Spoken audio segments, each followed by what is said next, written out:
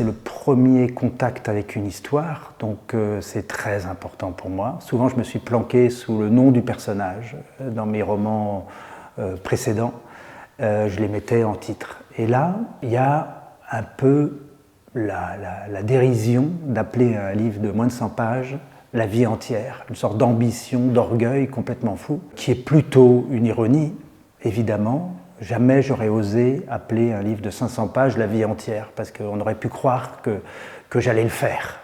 Et donc, il y a une ironie, mais j'avoue, et je le fais là, secrètement, j'avoue qu'en fait, c'est quand même mon ambition. C'est d'attraper ce qu'est la vie, l'esprit de la vie, par fragments, par tout petits bouts, et de la livrer en 80 pages.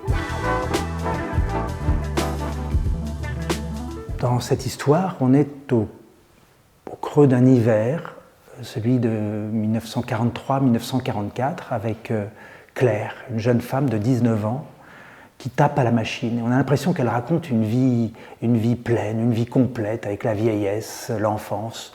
Et peu à peu, on comprend que ce qu'elle raconte, c'est en grande partie la vie qu'elle n'aura pas.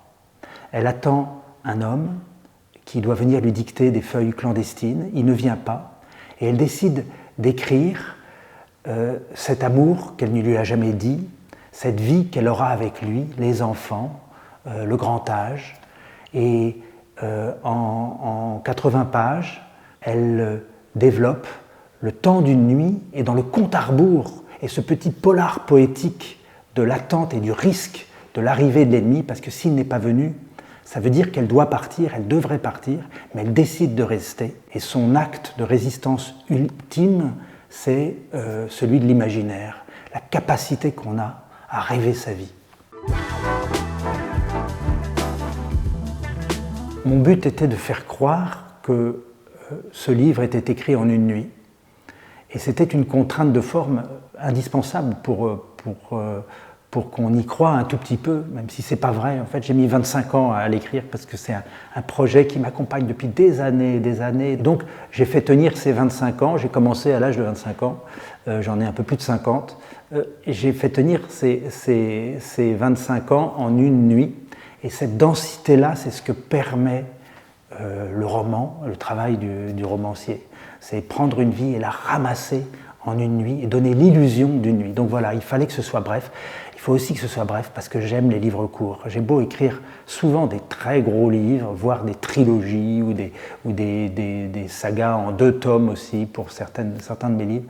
En fait, mon péché secret, c'est le petit livre, c'est celui que je refile sous le manteau, celui qu'on se passe, celui qu'on garde avec soi, celui qu'on oublie un jour dans une chambre de passage. Ça fait 25 ans que j'ai cette histoire en tête. Ça a été un moment une pièce de théâtre, ça a été des morceaux de texte dans mes cahiers. Ça a pris plein de formes.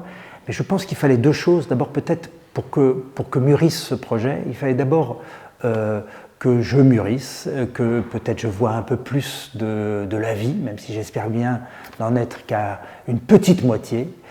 Et d'un autre côté, il fallait que je progresse dans mes outils. Et j'ai appris, et en particulier en écrivant pour la jeunesse, à tendre un peu plus la main au lecteur. La première version de ce texte était extrêmement dense, extrêmement hermétique même, avec cette sorte de fierté à ne parler qu'au happy few. Et petit à petit, j'ai appris un peu plus, en gardant quand même la densité du texte, à embarquer le lecteur avec moi. Donc il me fallait la vie et il me fallait la boîte à outils.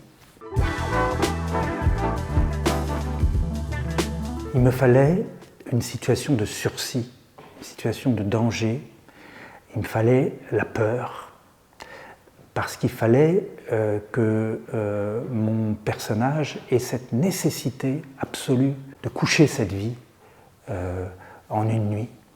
Et malheureusement, il est bon, souvent, de choisir ces moments qui sont comme des accélérateurs de particules, que sont les guerres, ou bien l'entre-deux-guerres. J'ai certains livres qui s'écrivent dans ce moment-là, qui sont les moments, ça peut être de crise, disons, et que nous autres, écrivain sadique, on se jette sur ces moments-là pour en sortir l'intensité. Pour moi, écrire, c'est mettre une loupe sur la vie. Et ces moments-là, ce sont des moments où chaque décision engage la vie entière, c'est le cas de le dire, où chaque acte a des conséquences immenses, surtout à l'aube d'une vie comme à l'aube de la vie de Claire. Et puis je suis touché par cette période de manière intime par mes grands-parents qui sont tous nés en 1915, donc ils avaient 25 ans pendant la guerre. J'ai grandi avec leurs récits, j'ai grandi avec les récits d'évasion de mon grand-père qui était en captivité pendant une partie de la guerre. J'ai grandi avec tout ça et ce sont probablement les premières histoires que j'ai entendues avant même de savoir lire.